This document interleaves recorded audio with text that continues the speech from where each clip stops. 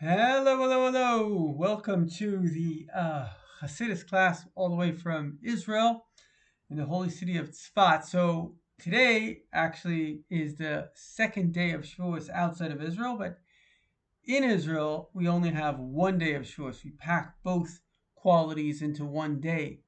And it's actually called Yom Tavoach, the day that the Yetzer Hara, evil, gets slaughtered, which is a wonderful thing. The Yetzer Hara, the force of darkness, it's taken me a long time to realize this. Other faiths kind of put this straight out, but in Judaism, we're more focused on the light. But the darkness is real.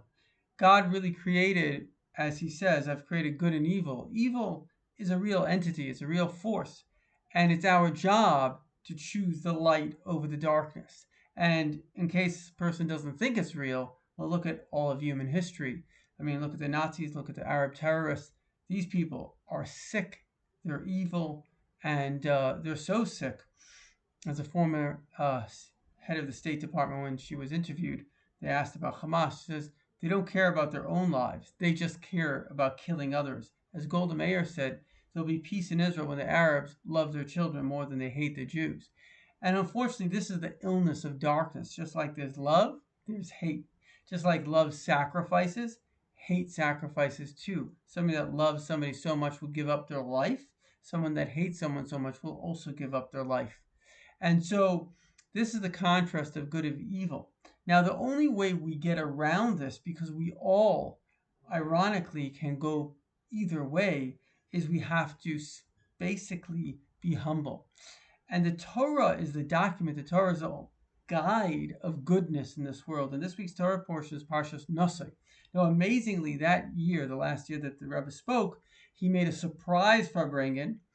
So it's the Parsha after Shavuos, and literally he created like a festival. It was Farbrengen, and he gave a Koshel Bracha. They sang the songs of all the Rebbes. Very, very holy, very, very special. And the Rebbe says when we wish to uplift ourselves higher than the darkness, the way to do that is through the Torah. You have to be studying the Torah. And ultimately, the punchline of this entire talk, which is quite lengthy, is that when Mashiach comes, there'll be the revelation of the essence of all reality. And the essence of all reality is God. So the Torah's reality is God. Your reality, your soul is God. The world's reality is God. Now we see a world, but really the world is energy, and that energy is God. Everything is a miracle. We know from quantum physics, every single moment is just complete and utter miracles. And once we understand this, that everything is miracles, like Einstein said, there are only two ways to live life. One is though everything is a miracle, the other as though nothing is.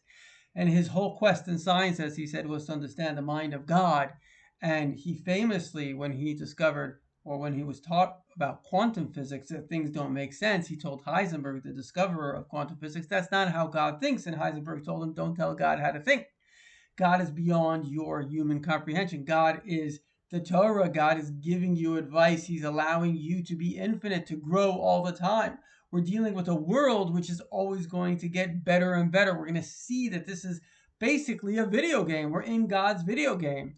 And we're here to all be our very best, holiest self. And on a practical level, the message is that we should be studying more Hasidus, more of the deeper insights. There's a lot of videos that I have. There's Chabad.org, my website, KabbalahWisdom.org. So go forth, be infinite, be connected to the reality that all is God, and God is all. Thank you.